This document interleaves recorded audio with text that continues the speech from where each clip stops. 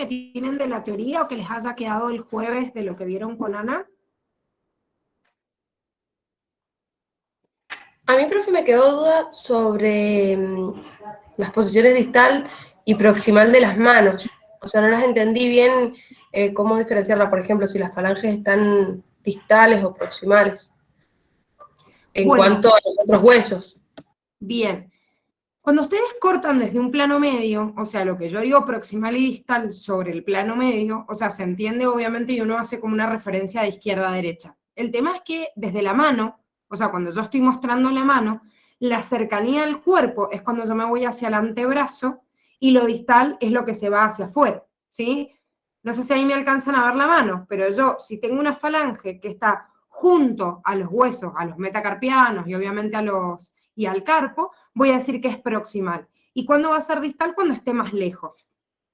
Esto siempre en posición anatómica. Recuerden que la palma de la mano tiene que ir para adelante. Ahora, en el pie, muchas veces nos cuesta, o sea, nos cuesta el plano de simetría porque va como distinto a todo el eje corporal. Fíjense que nosotros estamos parados mirando hacia adelante, todo el cuerpo va en una posición, pero los pies en realidad están en otra posición distinta. Sin embargo, la nomenclatura ahí de las falanges va a ser igual. ¿Cuándo va a ser proximal? Cuando está próximo al cuerpo. O sea que la falange proximal va a ser la que está cerca, en este caso, de los metatarsianos y del tarso. ¿Y cuándo va a ser distal? Cuando está lejos del cuerpo.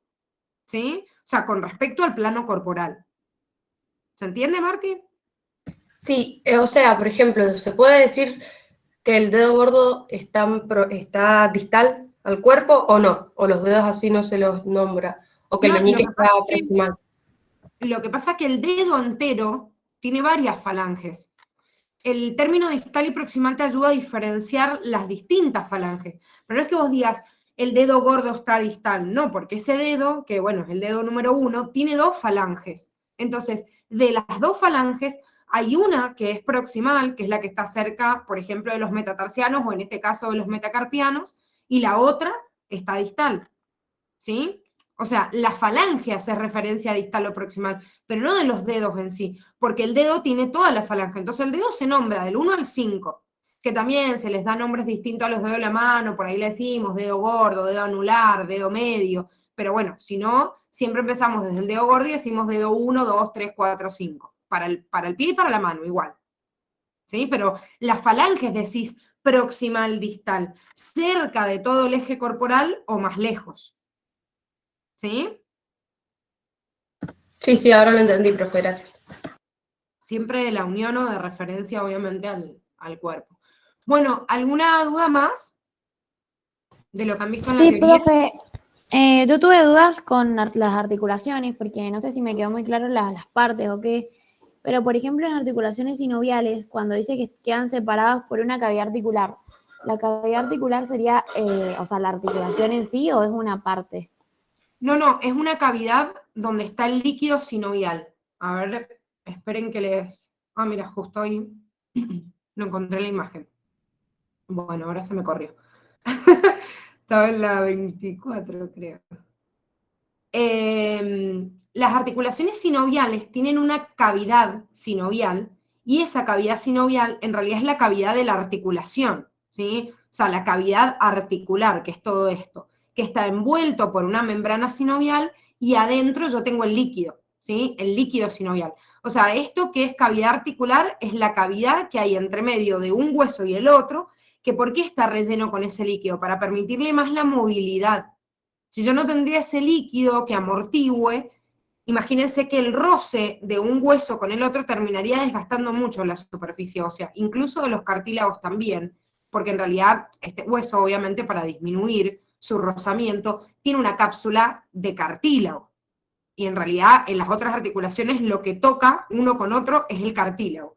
Pero en las articulaciones sinoviales lo que hace este líquido es reforzar ese movimiento para que se desgaste menos el cartílago. Entonces, esto es toda la cápsula, este hueco que se ve, ¿sí? Entre medio. Y todo ese hueco está relleno de líquido, ¿sí? ¿Se entiende, Juana? Sí, lo que no entendía era porque decía que estaba separada por la cavidad, pero que se juntaban por la acción de la cápsula, entonces eso no me había quedado claro. Pero Claro, sería lo del líquido. Esta es la cápsula, fíjate, acá la tenés nombrada, o sea, esta es la cavidad, pero en realidad todo lo que envuelve, la parte fibrosa y la membrana que lo envuelve, es lo que se llama cápsula, ¿sí? O sea, cápsula es todo esto redondito que ves ya todo por fuera con el tejido conectivo, con el tejido conectivo propiamente dicho, laxo, y también tenés regular porque están los ligamentos, los tendones, todo lo que refuerza la cápsula. Entonces, dentro de esa cápsula, ¿qué tenés? Y una cavidad que está envuelta por una membrana, que esa membrana adentro tiene líquido, que entre medio también están los ligamentos, ¿sí? Que refuerzan esa articulación. O sea, a todo el componente interno se le llama cápsula. Todo esto es la cápsula. ¿Qué contiene la cápsula? Y una membrana fibrosa, una membrana sinovial, hacia adentro la secreción del líquido, el agujero en sí donde está el líquido que se llama cavidad, ¿sí? Todo se le llama cápsula. Ah, sí, profe, ahí entendí. Gracias. Bien, no, de nada. Es como darle una nomenclatura a todo eso que sella o que une a una superficie ósea con la otra. Entonces, por eso, lo que pasa es que esto antes estaba muy bien detallado y era muy bonito esta parte de estructura y clasificación, pero la facultad como que lo sacó, yo no me acuerdo, creo que se lo dejamos en el anexo. La facultad lo sacó y dijo, bueno, no vamos a tomar tanto de clasificación, pero al final les tomó un montón de tipos de articulaciones y sin ver la clasificación bien, medio como que les queda colgado. Yo creo, a ver, esperen, porque hemos ido sacando, yo creo que se los dejamos, esto que está en la parte, digamos, de anexo, donde les habla un poquito más, donde les desarrolla un poquito más, van a ver distintos tipos de articulaciones sinoviales en donde, por ejemplo, acá no se ve, la cápsula, digamos, tendría que tener un ligamento que une a toda esta parte, a toda esta superficie ósea o el cartílago. No, pero están los ligamentos nada más. No, ya les voy a pasar otra imagen en donde por ahí lo ven mejor, si bien no entra toda esta parte, digamos, más específica, les voy a pasar otra imagen donde se ve bien la cápsula, la articulación. La imagen que les hemos puesto ahí, aunque está media así como que no se entiende mucho, es la imagen que sale en el cuadernillo de la Facu. Entonces, por eso se las hemos dejado en realidad, porque ni siquiera se ven en esas dentro de la cápsula todos los ligamentos, que también son componentes de las articulaciones de tipo sinovial, ¿sí?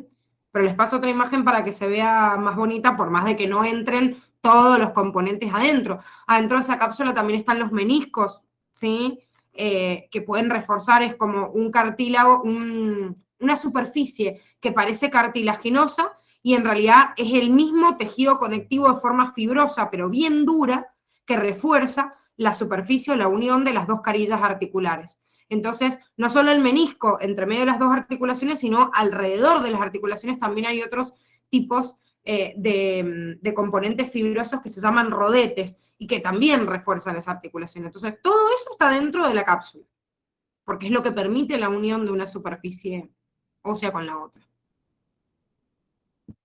Bueno, vamos a empezar igual el TP, pero igual no se preocupen porque en el medio quizás se van acordando algunas otras dudas que se han quedado en la teoría y las vamos reforzando, no hay ningún problema. La primera pregunta me decía, marque la opción correcta donde la triada, o sea, los tres componentes que me va a nombrar corresponden al esqueleto facial. ¿Cómo le llamábamos también al esqueleto facial? Viscerocráneo. Bien. ¿Y cuántos huesos teníamos en el viscerocráneo?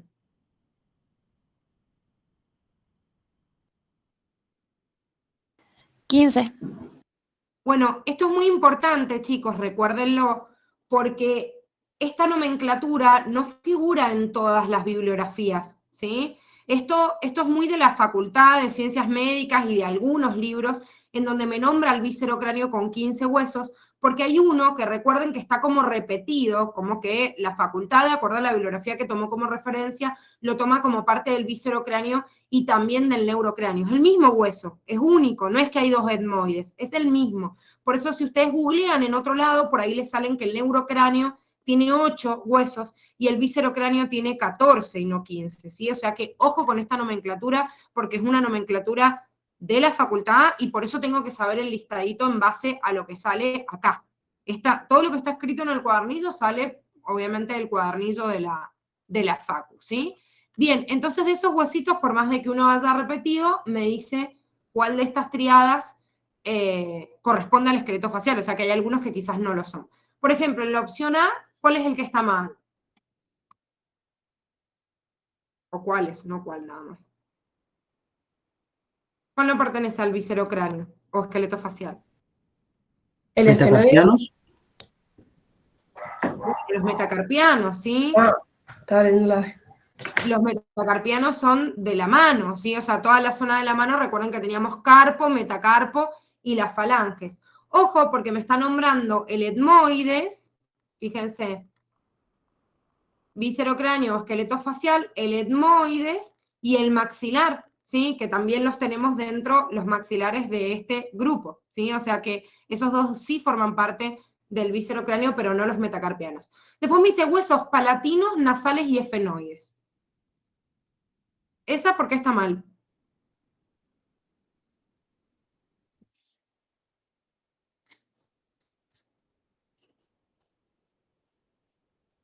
Porque las Ahí anteriores no tiene son que del tomar el neurocráneo. Bien, perfecto. Fíjense que ahí sí, si bien el etmoides pertenece al viscerocráneo, no el efenoides. El efenoides forma parte del neurocráneo, no del viscerocráneo. Así que ese era el que estaría mal de esa triada. Acá, vomer, cigomáticos y palatinos está perfecto. Recuerden que el vomer es digamos, el tabique nasal real, porque nosotros tenemos toda una nariz hecha de cartílago, pero lo único que divide las dos fosas nasales es este hueso que vemos acá, que es el vomer, ¿sí? Que en realidad forma parte, una partecita por los cornetes, y acá en este corte que han hecho se ve un pedacito del vomer, pero en realidad después se mete para atrás porque tiene justamente esta forma. Entonces yo estoy viendo este pedacito chiquitito acá, pero después se hace más amplio y me divide las dos fosas. El cigomático, que acá lo tendríamos acá, de color naranja, el hueso cigomático también se lo llama malar, y es lo que vulgarmente nosotros llamamos pómulos.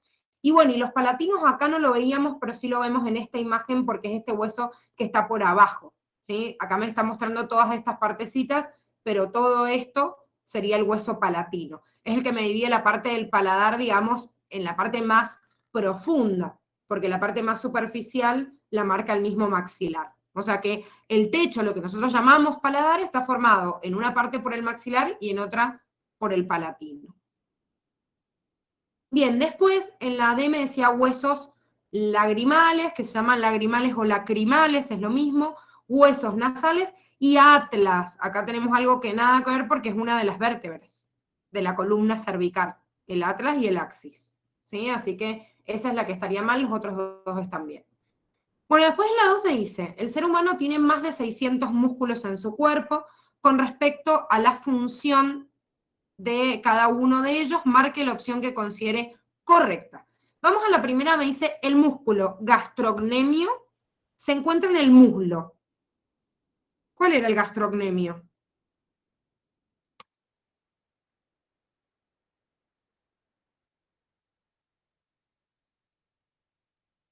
¿Ni se ¿Puede acuerdan? ser que esté en la pierna?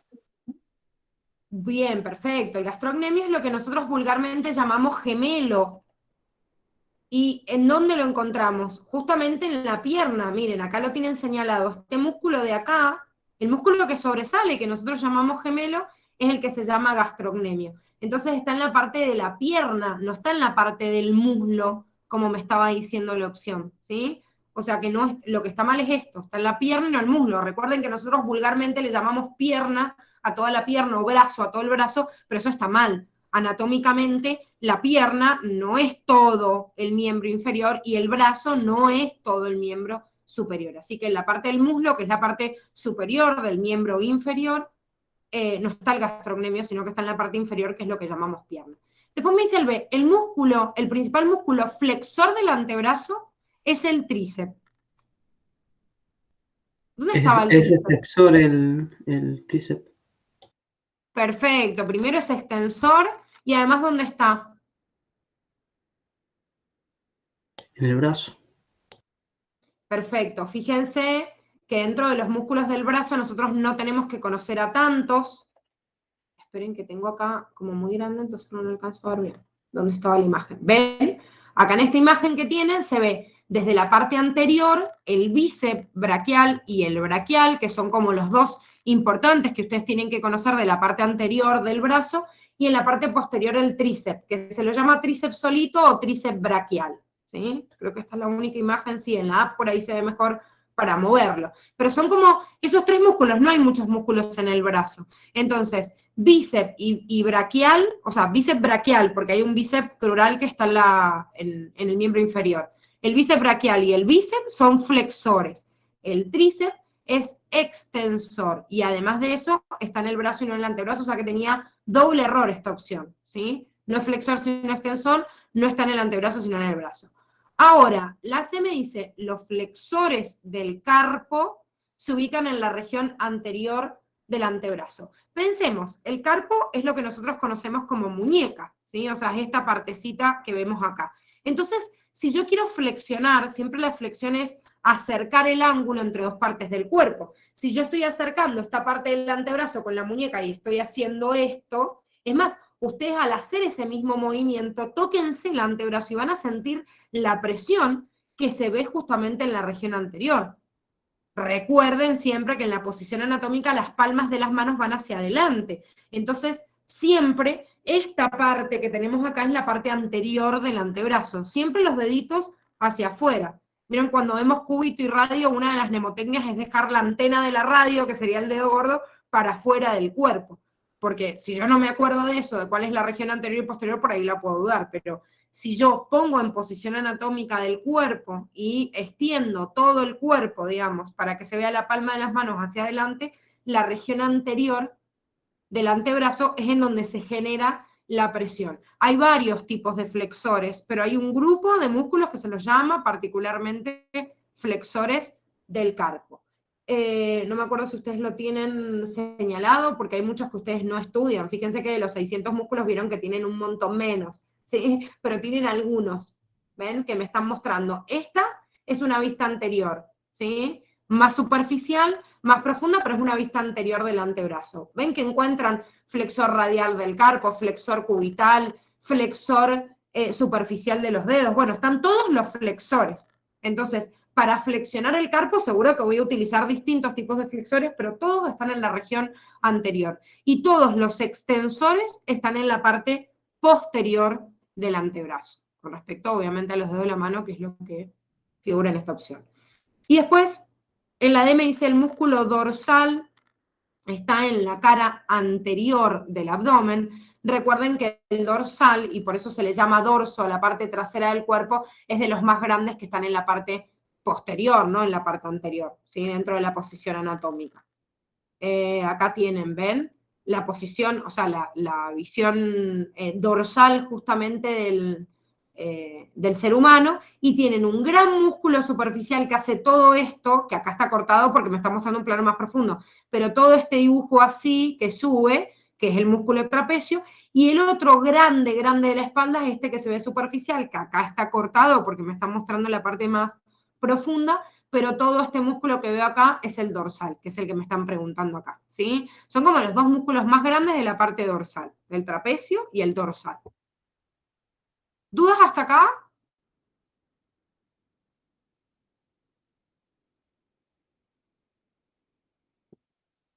¿No? Bueno, vamos a la siguiente. Me dice, el número de pares de costillas falsas, verdaderas y flotantes es respectivamente D. Si me dice respectivamente, quiere decir que lo estoy diciendo en ese mismo orden. Es como bastante complejo esto, porque las costillas falsas y flotantes siempre tienen como esta duda de decir cuáles realmente son flotantes y cuáles falsas, porque fíjense que en la nomenclatura, ya en el cuadernillo, cuando se los clasifica, la facultad me da esta duda en la clasificación ósea, y me dice, bueno, pero hay algunas costillas que si bien en la imagen no están marcadas así, ¿sí? Sí me las nombra de otra manera, ¿sí? Me dicen, pueden ser de una forma u otra, como es el caso de esta costilla que es como la costilla de la discordia, y que justamente me altera el número, porque no tengo duda que las costillas verdaderas son las primeras 7, ¿sí? Eso concuerda en la bibliografía, en la imagen y en la escritura. Pero después, en las costillas falsas, yo digo 8, 9 y 10, pero en ocasiones la 10. Y cuando digo flotantes, 11 y 12, dice, y en ocasiones la 10, yo digo, bueno, entonces la 10 como miércoles la cuento. Como una o como otra. Cuando a mí me hablen en una pregunta teórica puntualmente de esa costilla y que me digan, a veces flotante, a veces, bueno, le presto atención. Pero históricamente, esta costilla 10, y por una cuestión estadística, la mayoría de las veces tiene un cartílago que está unido a los otros, no es que no tiene cartílago, y se la considera una costilla falsa. ¿Cómo compruebo esto? La imagen que también me pide, todas estas láminas se las pide la facultad que las estudien, ¿eh? O sea, son la lámina de las costillas es una lámina de Netter y les pide a la facu que lo vean. Si ustedes se fijan en esta lámina que también acompaña la bibliografía oficial de la facultad, les dice que las costillas verdaderas son de la 1 a la 7, las falsas de la 8 a la 10 y las flotantes de la 11 a la 12. Generalmente pasa esto, la costilla número 10 se une con este cartílago mancomunado junto con la 8 y la 9, que por eso se las considera falsas, porque tienen como un cartílago compartido, en cambio la 11 y 12 no tienen cartílago directamente individual. Entonces, si me preguntan en cuanto a nomenclatura, y así como esta pregunta muy puntual que yo tengo que dividir en la cantidad, la voy a contar de esa manera. La voy a contar a la 10 como falsa. Si en una pregunta teórica me dicen, bueno, a veces puede ser esta, puede ser la otra, bueno, ya lo dudo en base a lo que está escrito en la teoría. Es así de tramposo el examen y puede generar controversias porque esto me iba a hacer que por ahí pudiera marcar la opción C y que de hecho estaba como trampa y no la D. No sé si a alguno le pasó marcando en el examen o todos marcaron la D.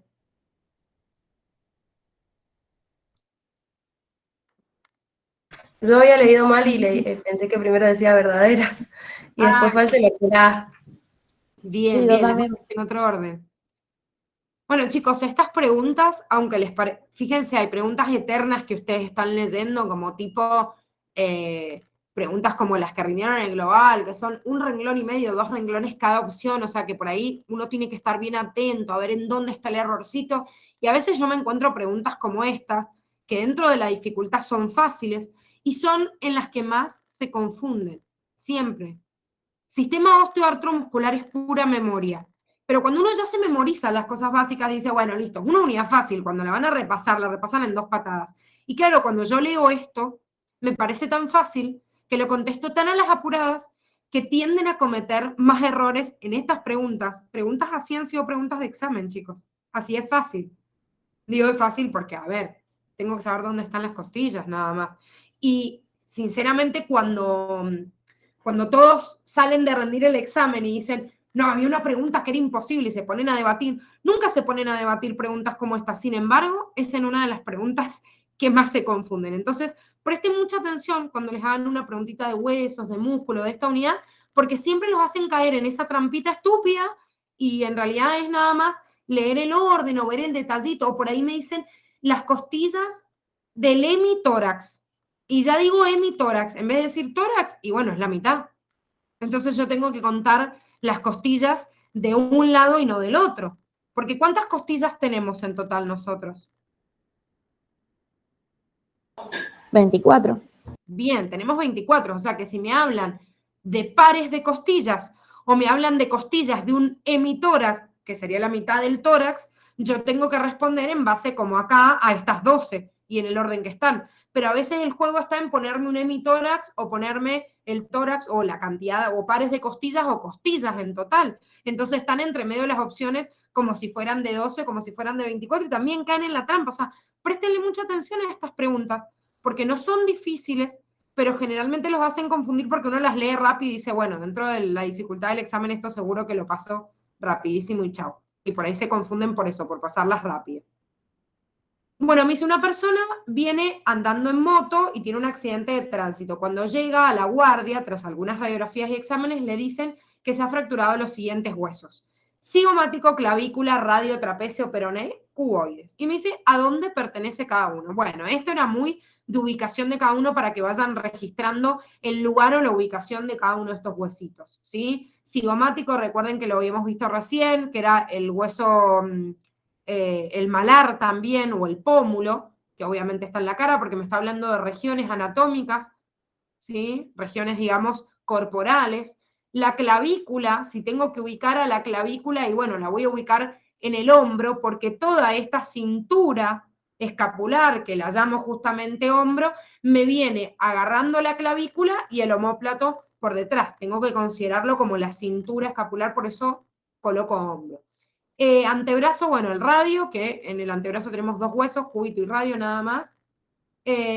Mano, el trapecio, dentro de los 8 huesos del carpo, me podrían haber nombrado otro más, recuerden que la mano tiene todos los huesos del carpo, del metacarpo y las falanges. Peroné, ¿sí? Que es la pierna, en la pierna también tengo 2 huesos, nada más la tibia, el peroné. En el muslo, ¿sí? Tengo el fémur, pero en la pierna tengo nada más la tibia y el peroné. Y cuboides, que está en el pie, ¿sí? Esta pregunta también, se podían confundir por buscar uno u otro en las opciones, pero tenían que ubicar nada más en las regiones anatómicas cada uno de los huesitos. 5. Respecto del bíceps braquial, que lo vimos recién en una imagen, marque la opción correcta. ¿Se encuentra en el compartimiento posterior del brazo? No, dijimos que era la parte anterior, posterior se encontraba el tríceps. ¿Es un músculo liso? No, todo lo que estamos viendo acá son músculos esqueléticos, ¿sí? ¿Puede ser controlado voluntariamente? Sí, claro, el músculo esquelético justamente tiene un control voluntario y no involuntario como el músculo liso, que eso también hace un repaso a esta unidad con lo que hemos visto también en tejidos. Y después me dice, es capaz de flexionar la mano sobre la muñeca. Ahora, ¿qué hace el bíceps? Si está en la región anterior del brazo, ¿cuál es su función? Flexionar el antebrazo. Flexionar el antebrazo con respecto al brazo, ¿sí? La flexión de la mano sobre la muñeca, como vimos recién, estarían todos los flexores del carpo, que vimos recién también en la imagen. El flexor radial del carpo, cubital del carpo, flexor de los dedos, ese es el que flexiona la mano sobre la muñeca, sobre esa región del antebrazo. Pero los músculos que están en el brazo o tienen la flexión del brazo con respecto al antebrazo, depende de la región, y hay otros que nosotros no estudiamos que también pueden tener la función de flexionar el brazo con respecto al torso y hacerle también flexión, digamos, de todo el brazo completo. Pero este particularmente que me están preguntando acá, el bíceps braquial, flexiona el antebrazo, o sea, el brazo con respecto al antebrazo. Bien, después se indique lo incorrecto respecto a la histología ósea. Los conductos de Volmer atraviesan el tejido transversalmente. ¿Saben cuáles son los conductos de Volmer?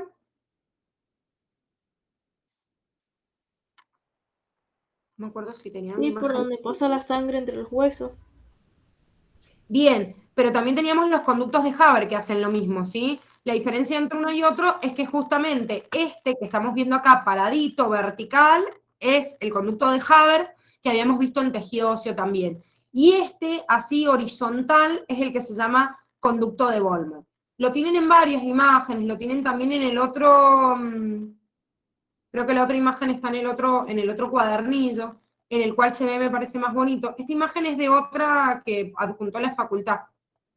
Sí, bueno, para no abrir la otra unidad, fíjense en la de tejidos, que también me parece que se ve más bonito en el tejidos óseos, porque se ve la imagen de Curtis en donde está bien señalizado el conducto de Haber y el otro horizontal, digamos, que sería este conducto de Volmer que me están nombrando acá. Recuerden que si bien esta nomenclatura más específica por algo lo tienen acá como un anexo, porque hay cosas que por ahí la facultad nombra o no, o está en la mitad en una unidad o la mitad en otra unidad, siempre nosotros este contenido que está en el anexo se los incluimos en los TP evaluatorios por las dudas. No así en los exámenes, pero bueno, esta opción sé que estaba en el anexo, pero es para que le peguen una leidita por las dudas. Por eso tenían este contenido que está, digamos, como un anexo. En teoría la facultad no debería preguntarlo. La B me dice el endostio es tejido epitelial que recubre el canal medular y esta es la incorrecta. Ustedes recuerden que habíamos repasado endostio y periostio en el TP de tejidos y dijimos que era tejido conectivo. El endostio que recubre la parte medular y el periostio por fuera es tejido conectivo y no tejido epitelial, que resguarda o protege al hueso. Después me dice, ¿el esqueleto contiene más del 99% del calcio del organismo? Sí, por eso su función también es el almacenamiento metabólico y no solo el sostén del cuerpo.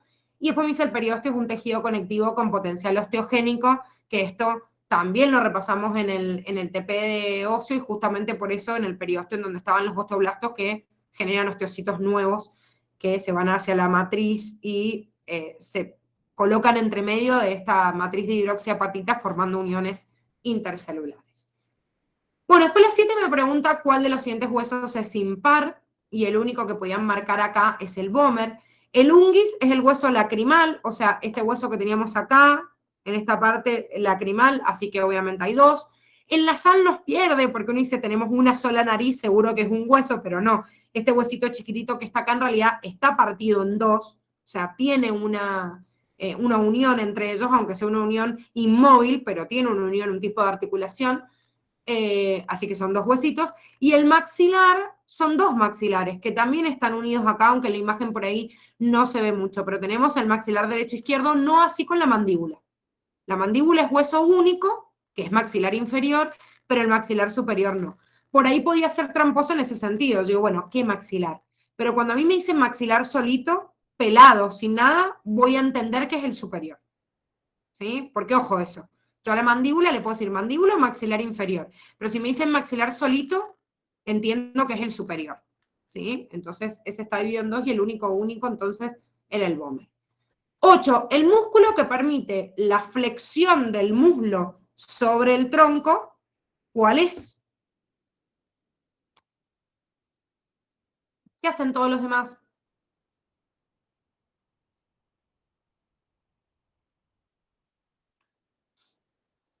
Todos los otros músculos. Bien, yo quiero que tomen muy en cuenta, esto es muy preguntado en la facultad, vieron que en el apunte, bueno, está obviamente en el texto también, pero vieron que en el apunte de clase hay un resumen de esto de miembro inferior, no solo de los músculos, sino que le hemos puesto acá mismo también los movimientos. Esto es porque se los preguntan un montón, ¿sí? ¿Cuáles? Y estos se suelen confundir, ¿por qué? Porque en el muslo no solo tengo flexor del muslo, sino que tengo extensor de la pierna, y no del muslo, flexor de la pierna en el mismo muslo y además el aductor, que es el que permite que hagamos la apertura del muslo. Ojo con esto, porque yo también tengo aductores en los brazos, pero la facu no me pide que sepa ninguno. Entonces por eso se le suele hacer lío acá. Y además porque la rodilla, es como que vieron que cuando yo hago flexión de la rodilla, la pierna se va para la parte posterior. En cambio en el brazo y en todo lo que yo estoy haciendo flexión, voy como hacia la región anterior del cuerpo. Fíjense, el carpo lo flexiono con el antebrazo y voy como para adelante. Esto, el antebrazo y el brazo también. Esto con respecto al brazo, todo va como para adelante, para la región anterior. En cambio, cuando flexiono la pierna con respecto al muslo, me voy para atrás. Entonces eso me pierde un poco en los grupos de músculos. Así que esto es muy importante que los tengan en cuenta, ¿sí? Creo que en esta opción nos preguntaban el psoas. Sí, el psoas era el único que hacía flexión. Fíjense, el cuádriceps y el vasto forman parte de todos los que nosotros llamamos en realidad cuádriceps, porque ese cuádriceps femoral está formado por el recto, por el vasto medial, por el vasto intermedio y lateral, que están en distintas capas, y eso en las imágenes se ven bien. O sea que, ojo, porque acá me decía uno cuádriceps y otro me decía vasto, pero en realidad el vasto forma parte del cuádriceps, o sea que es lo mismo, están hablando del mismo y forman parte no de los flexores del muslo, sino de los extensores de la pierna, como cuando hacen cuádriceps, ¿sí? Fíjense el movimiento que están haciendo cuando hacen trabajar justamente el cuádriceps. Y después el que me están preguntando es el pectíneo, que el pectíneo es un aductor, me permite hacer aducción, o sea, en realidad abducción, y después vuelvo con aducción cada vez que nosotros hacemos movimientos o ejercicios. Con los aductores uno hace separación y vuelve a acercar al eje corporal hacia los costados, ¿sí? O sea que unos aductores y los otros dos eran extensores de estas opciones que no entraban. Es importantísimo esto, chicos, como les digo, esto se los preguntan un montón. Esto son bastante deducibles, cuáles hacen flexión o cuáles hacen flexión plantar y dorsal del pie, pero encima los dos hacen flexión. Pero esto, como los extensores y flexores están en la misma parte del muslo, generalmente pierden y tienen mucha diferencia con respecto al movimiento del brazo y el antebrazo. Entonces, por eso son bastante preguntados. No, estúdienselo por grupitos y que no se les confunda. Bueno, 9 me dice, la posición correcta sobre la posición anatómica, ¿cuál es? Bueno, acá me daban varias opciones que algunas tenían opciones incorrectas. La única que era correcta me hablaba que la posición anatómica es aquella que se usa de referencia para hacer toda descripción anatómica, que está bien. Porque, fíjense, en esta me dicen, la posición anatómica del individuo se describe de pie, bien, con los miembros superiores extendidos y la palma de la mano hacia atrás, no. Los pies juntos, bueno, todo, no. La palma de mano no va hacia atrás. Después me dicen, la posición anatómica del individuo se encuentra en decúbito dorsal, o sea, acostado, con los brazos extendidos. Otra vez, las palmas de las manos hacia atrás, no. Hay dos posiciones anatómicas y es verdad que hay una decúbito dorsal que justamente se usa para los preparados anatómicos cadavéricos. No lo puedo tener parado a la persona, lo tengo acostado porque, bueno, no me queda otro, tampoco se mantiene parado. Pero en esa posición de cúbito dorsal, igual la palma de las manos va hacia adelante. O sea, parado o acostado, igual va hacia adelante. Después me dice, la posición anatómica indica que el individuo está de pie, con los miembros inferiores separados, los miembros superiores extendidos, las palmas de las manos hacia adelante y la cabeza mirando al frente. En esto lo que está mal es esto, que los miembros inferiores estén separados. Siempre están juntos al cuerpo, los brazos también y las manos hacia adelante. Bueno, como salen en todos los dibujitos de la posición anatómica, ¿sí? Es importante esto que estudiábamos en los distintos planos de anatomía. Esta es la posición anatómica, ¿sí?, del individuo. Esa es la posición, obviamente, en decúbito dorsal está igual pero acostado, creo que no tienen ninguna decúbito dorsal, pero es esto mismo como si lo hubieran rotado, o sea, roten la página así, o sea, acostado, pero la posición del cuerpo sería exactamente la misma. 10. Teniendo en cuenta los términos de comparación entre estructuras, ¿qué es correcto afirmar? La primera me dice la dermis es más superficial que la epidermis. No, la epidermis es más superficial, es lo que yo toco, digamos, y la dermis está por debajo, en el plano más profundo de este tejido epitelial. El bíceps se sitúa profundo respecto al húmero. No, el húmero es el hueso, así que todos los músculos están por arriba. Esto es para que vayan relacionando términos que hemos visto y distintos planos anatómicos. Lo más superficial es lo que yo toco y lo más profundo es lo que está hacia adentro del cuerpo. El húmero es el hueso, así que es lo que está más en el centro. Todos los huesos van a estar sobre él. Nunca va a poder estar más profundo el músculo que el hueso. Después me dice, los carpos son distales respecto de las falanges. Si yo tengo este miembro superior, el carpo está más cerca de mi eje corporal, de lo que me acerca al plano medio, que las falanges. Entonces, el carpo es más proximal a o sea, digamos, a la zona donde tengo el antebrazo, y desde el carpo lo más distal van a ser los metacarpianos y la falange. Y de ahí cada una de las falanges, desde la falange más proximal hacia la más distal. ¿Sí? Siempre proximal cerca al cuerpo, distal hacia afuera. O sea que la única que era correcta era la D, que me dice las falanges de los dedos del pie son anteriores respecto al tobillo. ¿Por qué esto? ¿Cómo se ubican las falanges del pie? Se ubican hacia adelante.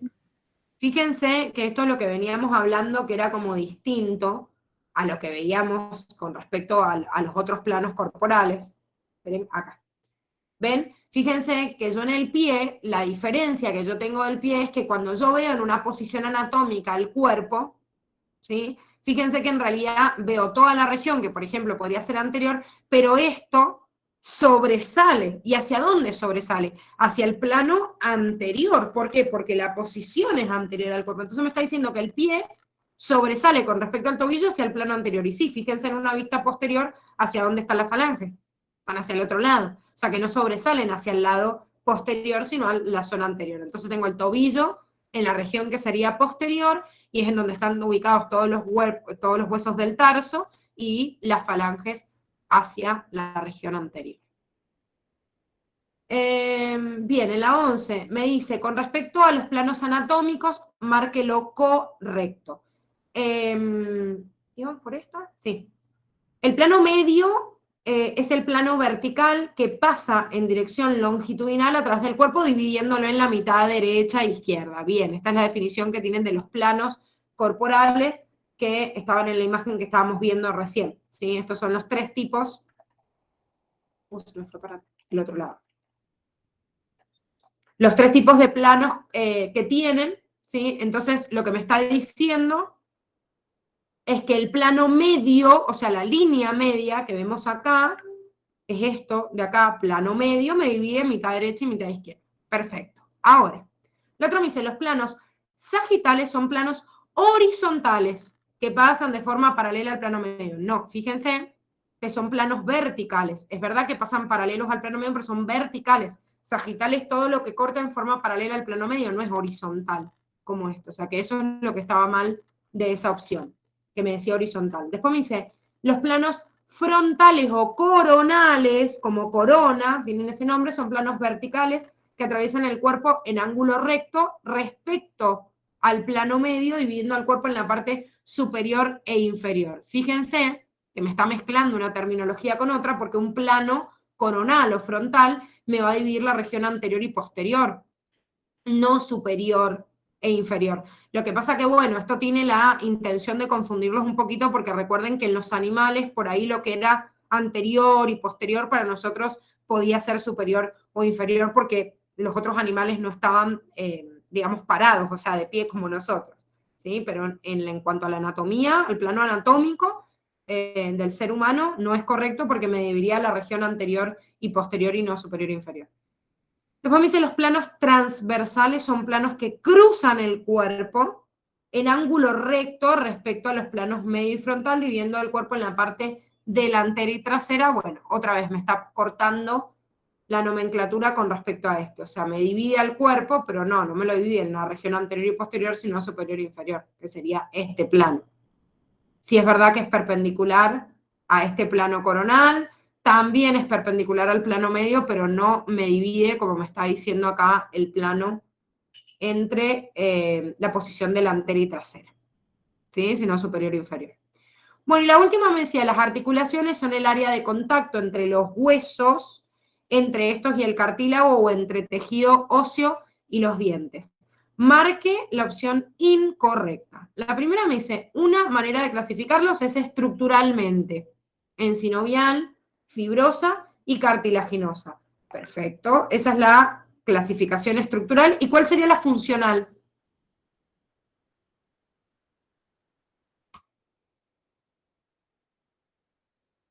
¿Cómo dividimos a las articulaciones? En diartrofis, anfioartrosis o simartrofis.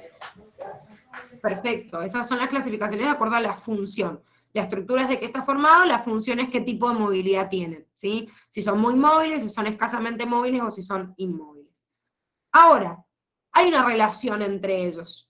Y acá, bueno, por ejemplo, en esta me dice las diartrosis, en la opción B, son las articulaciones con menor movilidad. De la clasificación que estábamos haciendo recién, justamente, de acuerdo a la función, las diartrosis son las más móviles. O sea, no tienen menor movilidad o escasa movilidad, sino que son las más móviles, por eso la marcamos mal. Pero hay una relación entre estas, por ejemplo, las diartrosis son sinoviales, y en el caso de las anfiartrosis y sinartrosis, algunas son fibrosas y algunas son cartilaginosas de las dos. Pero en la correspondencia funcional estructural, todas las sinoviales son también diartrosis. ¿Sí? Son las que tienen más componentes y son también las más móviles. Bueno, acá me hice una articulación cartilaginosa, es por ejemplo la sínfisis pubiana.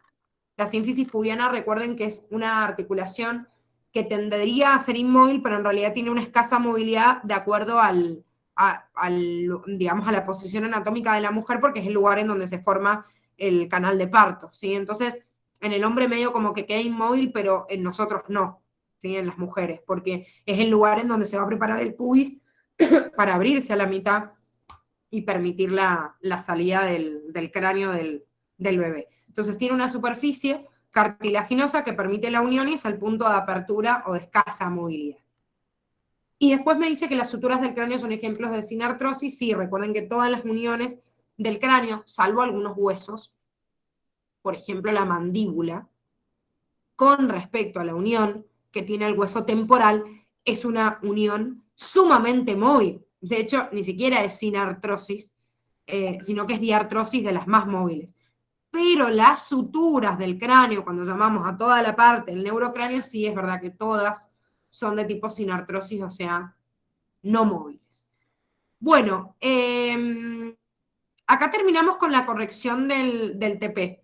Vamos a empezar ahora un pedacito que sí o sí tenemos que ver hoy de la unidad 18, pero antes de eso necesito saber si ha quedado alguna duda. Voy a cortar acá.